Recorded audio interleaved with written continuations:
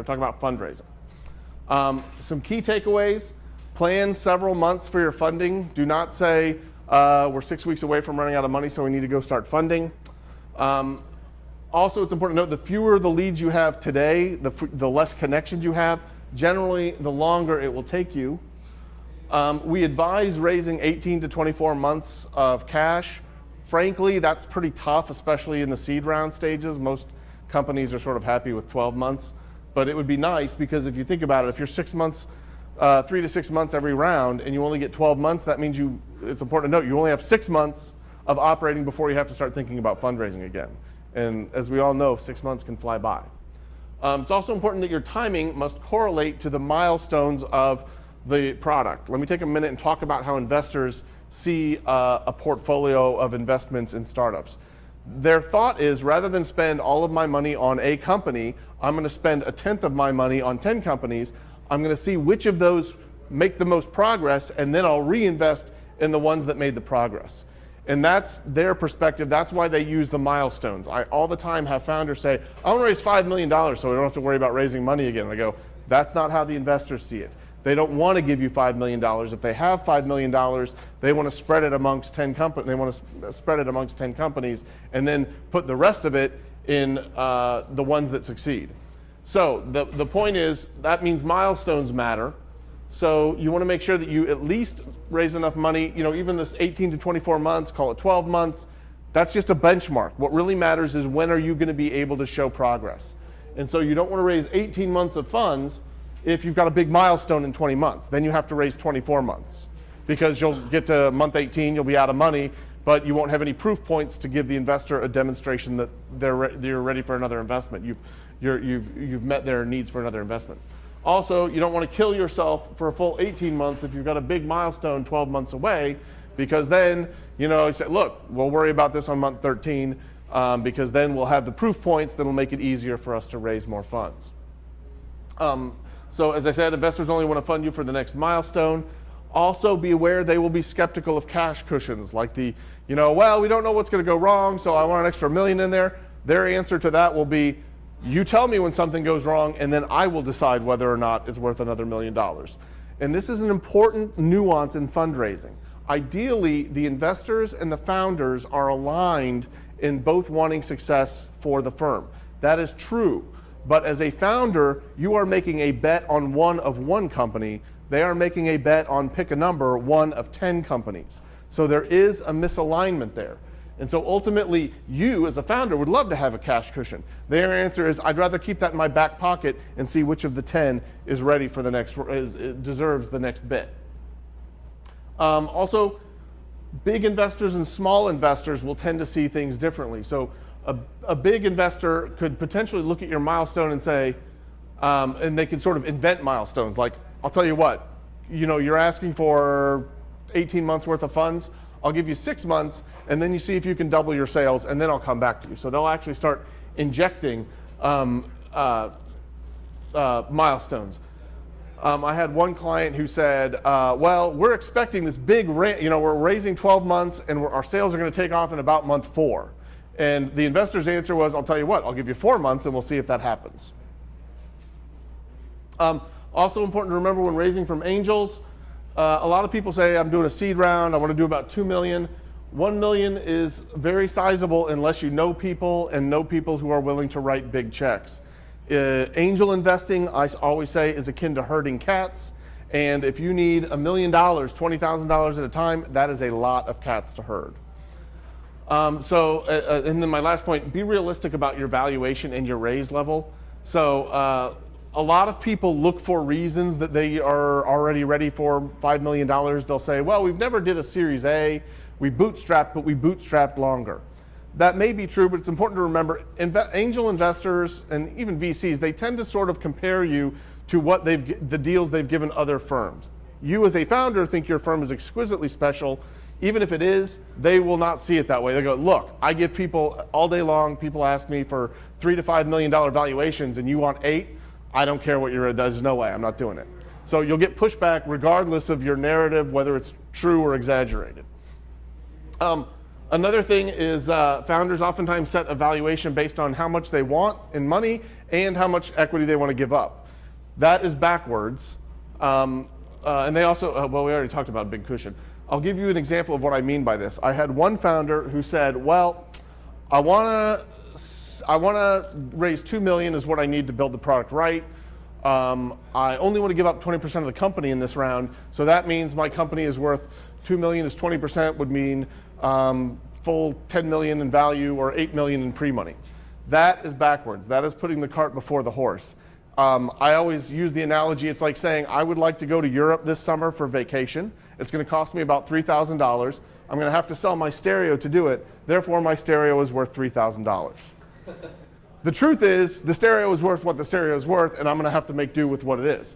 In this case, that founder's, his company was worth what it was worth, and if he needed $2 million, he was going to give up whatever dilution was required, whatever that mathematically came out to. And I'll give you a hint, it wasn't $8 million.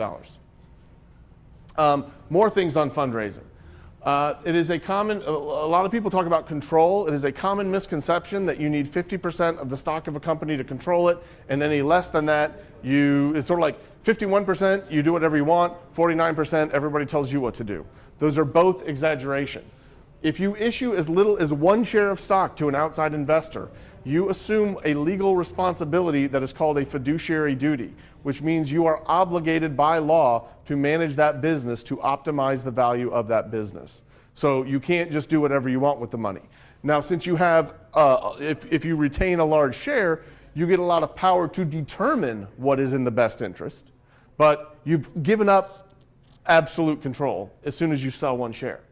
And if you don't do that, you would be subject to shareholder lawsuits. On the other side of that, however, it is a mistake to say that once you're at 49%, you lose all control. First of all, a lot of startups issue preferred shares. Typically, they issue preferred shares to investors and common shares to the founders and the employees through the employee pool. And you can have different voting rights there. So you might say the preferred shareholders don't get voting, but they might get a representation on the board. Also, if we're going to get bought, there's a typical clause in a contract for an investor says every class of shares a majority of every class of shares has to approve the buyout offer. So that way, it keeps them from getting just sort of one-sided cheated. So there are options there. Companies like Facebook and I think Google as well did something where the founders have controlling shares, but the ones that they list on Wall Street are non-voting shares. So even though they have given away most of the economic value of the company, they have retained most of the control of the company. Those get increasingly harder to do. The less, that's a lot easier to do if you're Facebook, let's just say that much. So that's about different classes and control. Also, investors will want to know how much subsequent funding you need. That's one of the things you need your financial model for. So for example, a lot of companies do medical devices and they will, but even if we spend some money, $1 million now to develop a product, it's very difficult to get funding for those because there's still an approval process through the FDA that takes years and a lot of money. And it's a combination of risk reward. The earlier in the stage of a company I invest, the more risk I'm taking, not just that the product will go wrong, but also that you won't be able to find funding later. And so that's something that early stage investors will bear in mind. Another common mistake, here's another warning sign, is if you predict massive growth right around the corner. I think I already talked about this, how if you have a hockey stick predicted in month 4, I'll put another spin on this. And then you thought it would take you a couple months to raise money and it's taking you 6 months. Now you've run into your hockey stick and people are just going to start to ask, well, did that happen?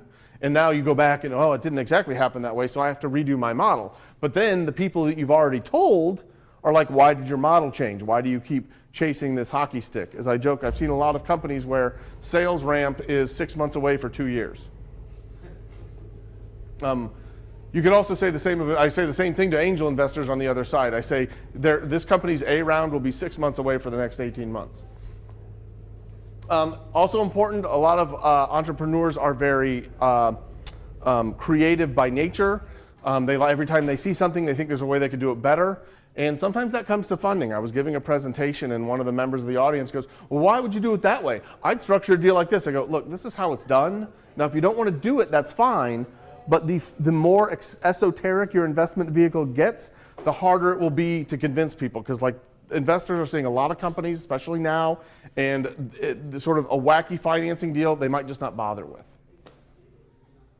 Also, it's easier to get away with those things if you are a company with a lot of traction and a lot of publicity, if you're sort of a hot sector or hot company. Another point on financing, it is hard. It is, unless you are an exquisite masochist, it is the worst part of starting a business. And you will always look for ways to expedite it. You'll want to raise the cash cushion. You will want to raise more than you need. You'll want to go from different venues. You know, if you're dealing with angels and you're like, gosh, this is really hard. This is like herding cats. I'm going to go to a VC and just get it all in one company. But then you go to a VC and they see too many companies and they don't invest in very many. So your likelihood goes down. And then you go, gosh, this is hard too. Let me go do Kickstarter. Maybe I'll just get some. And then you start doing Kickstarter, but everybody's writing you checks $20 at a time. And so even though it doesn't cost you any time, you're never going to raise enough money. So my point is the grass will always be greener. Funding is very unpleasant. Also, you'll always hear this story about, you know, that gets written about on the blogs or in one of the Wired. They're like, I don't know what everybody else's problem is. You know, I just met a VC over coffee just randomly, and next thing you know, he's giving me $5 million, and we had the term sheet worked out in 30 minutes. Those happen, but the reason they get in the news is because they're an exception. That's not most people. It's a grind. You got to push the flesh. You got to meet a lot of people. So do not start out expecting one of those. It's like winning the lottery. It's like the reason lottery winners make the news is because it's so rare. Do not play the lottery expecting to win. And then the last one, it'll be hard to believe when you start fundraising, but this is actually a historically easy time, and the terms are probably more in favor of founders than they have been in maybe any other time except the late 90s.